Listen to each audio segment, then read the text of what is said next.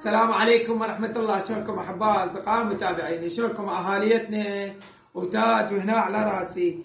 أنا أطالب شكو أبو وشكو شخص مسؤول على عائلته، أطالبه وأعاتبه معاتب، يعني ما يحسبه كأخ كصديق ويبقى تاج وعلى راسي. متابعة لأطفالكم، متابعة لأولادكم. ترى تحياتي للالفينات، اكو زلم معدلين بس اكو بيهم قاعدين يمشون بطريق الغلط، اكو اللي قاعد يبوه، اكو اللي قاعد يشرب عرق، اكو بيهم اللي يكبسل، اكو اللي بيهم قاعد يخلق فتنه. تحياتي للاهالي. انت مو حاير، بتحياتي للي متابعين اولادهم، بس الباقي البعض انت مو حاير تطلع للعمل ومن ترد تبدل وتكمل وتروح يم اصدقائك، لا منتبه لابنك، لا تدري بيه وين راح وين رد. متابعه لاولادكم. ترى اللي يربي له طلي بالبيت ام يتابعه ويعطيه حشيش ومي.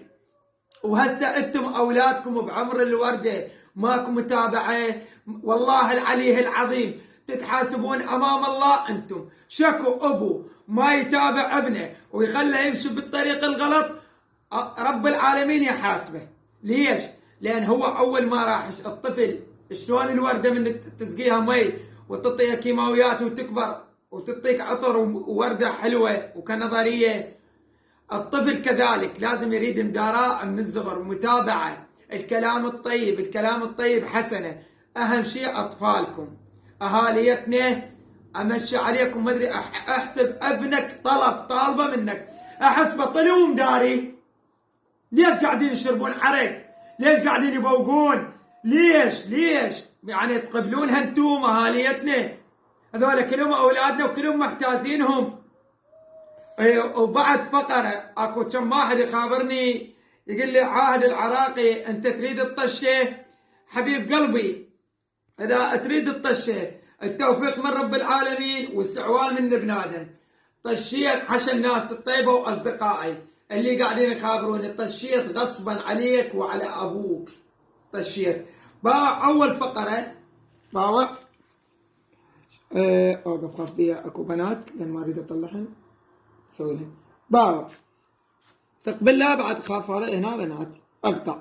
شوف لان كلن صديقاتي وتاج وعلى راسي تجي للسيم كارت. باوع بس اوقف لي. هاك باوع، هاي كل اليوم والله بالالاف طالعه. اذا مو ايدك تتعب مرجوع. وهاي خاف تقولون كذي، هاي كل اليوم باوع. وهاي قاعد يدق هاكم باوع. شوفوا تقبلات الله ما ألحق. إذا تجيب الطشة هاي كلها بس اليوم. هاك اقرأ شوف والله ما يسكت. هاي عوفة تجي المن للمازنجر بس اوقف لان عندي اصدقاء. شوف موبايل تقبل لا المازنجر ولا هاي يسكت. باوع شوف تقبل لا ما يسكت. اذا تجيب طير الطشه تجي لهنا متابعيني كله بالالاف. تعرف شنو ما يسكت؟ هذا هاي عاهد العراقي، ولا مو بالالاف مرجوع.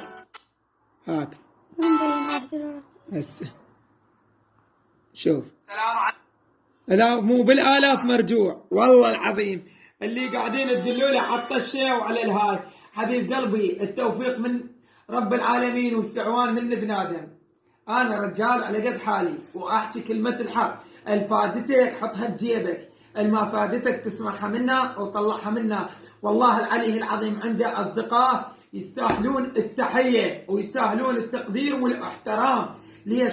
ما يحكون وياه غير بس كلام الطيب، اوكي؟ واللي يحكي بكلام مسيء انت حبيب قلبي اتاكد من الوالده. تحياتي الك وتحياتي لكل انسان غيره، اوكي؟ تقبل لا ما يسكت. هذول كلهم اصدقائي. تحياتي. الو حبيبي بعد قلبي. حبيبي وياك احمد الطائي الملقب باسد التحرير. بعد قلبه حي الله اسد التحرير. حبيبي اقول لك استاذ عهد، اني اجتمعنا انا ومجموعه من المحامين اي وقررنا نرفع ترفع عليك دعوة قضائية بتهمة التحريض على قتل المرأة. اي هذا حكي كله مسجل وراح نشره. اوكي هاي اي ان شاء الله، والدعوة لا تقل عقوبتها عن 3 و4 سنين. اي هاي استاذ عاهد. نقطة زين شنو السبب؟ السبب التحريض على يعني قتل اخواتنا العراقيات. اخواتنا زين قتلت مثل اختك امك. لا انت تتحرض. احرر يعني احسن تطيع وتمشي بطريق الغلط. شنو تقول عندها جالكسي وعندها ايفون؟ كان اختي عندها ايفون، ايش تقصد؟ اختك هذا كله تسجيل.